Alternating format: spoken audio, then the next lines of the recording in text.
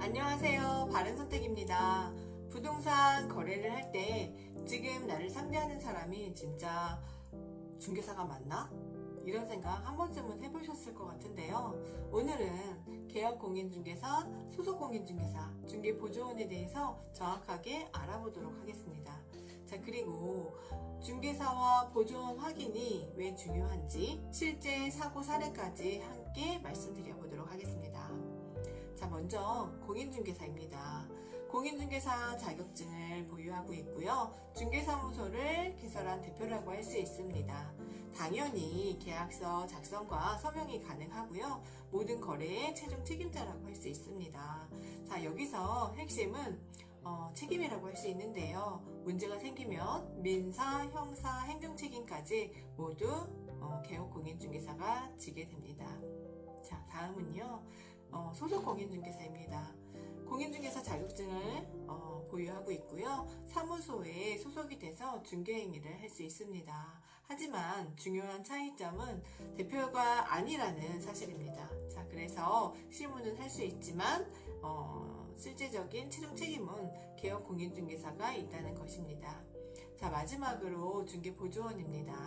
자격증은 없고요. 단순 보조 업무만 가능합니다. 그래서 가능한 업무로는 현장 안내와 서류 전달과 전화 응대 같은 중개 업무와 관련된 단순한 업무만을 보조할 수 있습니다. 현장 안내를 할 때는요, 꼭 중개보조원임을 중개 의뢰인에게 사전 고지를 해야 할 의무도 가지고 있습니다. 자, 그렇기 때문에 계약서 작성이나 설명, 가격 협상 같은 중개 행위는요, 절대로 해서는 안 된다고 할 수 있겠습니다. 하지만 근데 현실은 어떨까요?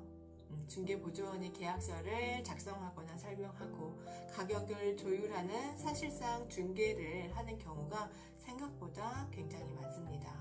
자, 실제로 몇 년 전에 한 TV 프로그램에서는 보조원이 중개사로 사칭해서 출연한 사례도 있었습니다. 그리고 더 심각한 건 빌라왕 전세 사기 사건입니다. 이 사건에서 일부 중개보조원이 계약 과정에서 적극적으로 관여한 사실이 드러나기도 했습니다. 이게 왜 위험하냐면요, 책임을 질 사람이 없다는 겁니다. 문제가 생겼을 때 보조원은 법적 책임이 제한적이기 때문에 피해는 결국 소비자가 떠안게 됩니다. 그럼 이 사람이 진짜 중개 업무를 할 수 있는 사람인지 없는 사람인지 어떻게 확인할 수 있을까요? 방법은 세 가지가 있습니다. 자, 첫 번째 방법으로는요, 공인중개사 협회 홈페이지에 정보마당 개업공인중개사 검색 메뉴에서요, 중개사 이름이나 사무소명을 검색하면 등록된 중개사인지 그리고 사무소인지 확인이 가능합니다. 자, 두 번째는요, V월드라는 홈페이지에서 중개사와 보조원 정보까지 모두 공개가 되어 있거든요. 그 V월드 홈페이지에 서비스, 부동산 중개업이라는 메뉴에서 중개사나 보조원, 사무소의 그 이름을 검색을 하면 중개사인지 보조원인지 정상 등록된 사무소인지 확인하실 수가 있습니다. 자, 세 번째는요, 가장 쉬운 방법인데요. 중개사는 잘 보이는 곳에 자격증과 등록증 게시 의무가 있습니다.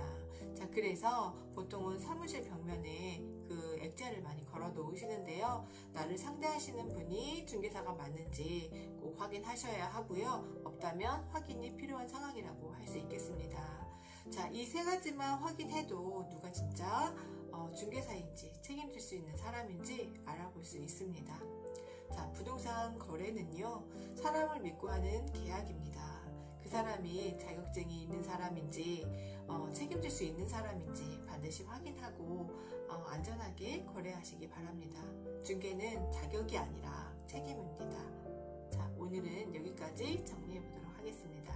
이 영상이 도움이 되셨다면 좋아요와 구독 부탁드립니다. 감사합니다.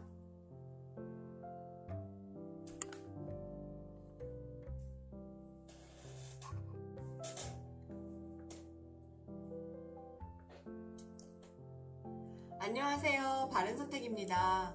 부동산 거래를 할 때 지금 나를 상대하는 사람이 진짜 중개사가 맞나? 이런 생각 한 번쯤은 해보셨을 것 같은데요. 오늘은 계약공인중개사, 소속공인중개사, 중개보조원에 대해서 정확하게 알아보도록 하겠습니다. 자, 그리고 중개사와 보조원 확인이 왜 중요한지 실제 사고 사례까지 함께 말씀드려 보도록 하겠습니다. 자, 먼저 공인중개사입니다. 공인중개사 자격증을 보유하고 있고요. 중개사무소를 개설한 대표라고 할 수 있습니다. 당연히 계약서 작성과 서명이 가능하고요. 모든 거래의 최종 책임자라고 할 수 있습니다. 자, 여기서 핵심은 책임이라고 할 수 있는데요. 문제가 생기면 민사, 형사, 행정 책임까지 모두 개업 공인중개사가 지게 됩니다. 자, 다음은요. 소속 공인중개사입니다. 공인중개사 자격증을 보유하고 있고요. 사무소에 소속이 돼서 중개행위를 할 수 있습니다. 하지만 중요한 차이점은 대표가 아니라는 사실입니다. 자, 그래서 실무는 할 수 있지만 실제적인 최종 책임은 개업 공인중개사가 있다는 것입니다. 자, 마지막으로 중개보조원입니다. 자격증은 없고요. 단순 보조 업무만 가능합니다. 그래서 가능한 업무로는 현장 안내와 서류 전달과 전화 응대 같은 중개 업무와 관련된 단순한 업무만을 보조할 수 있습니다. 현장 안내를 할 때는요, 꼭 중개보조원임을 중개 의뢰인에게 사전 고지를 해야 할 의무도 가지고 있습니다. 자, 그렇기 때문에 계약서 작성이나 설명, 가격 협상 같은 중개 행위는요, 절대로 해서는 안 된다고 할 수 있겠습니다. 하지만 근데 현실은 어떨까요?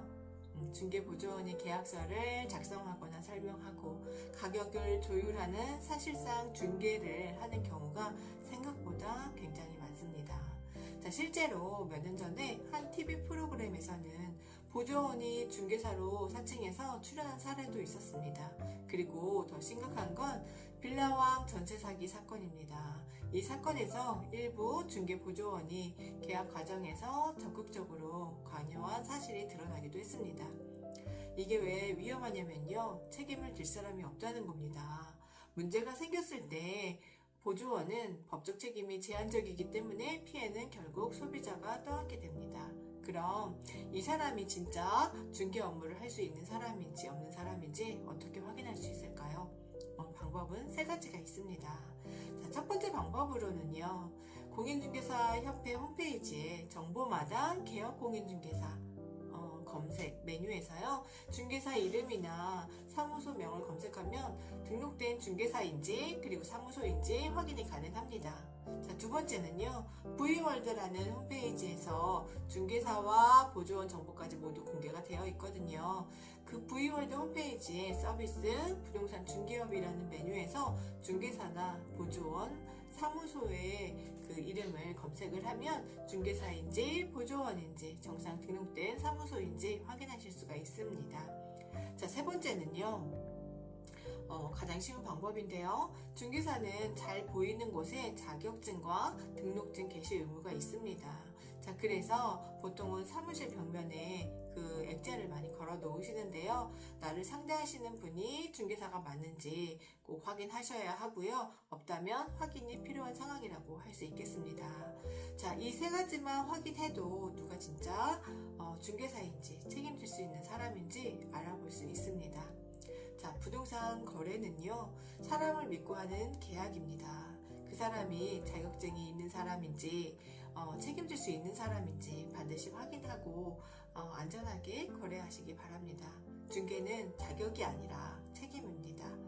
자, 오늘은 여기까지 정리해 보도록 하겠습니다.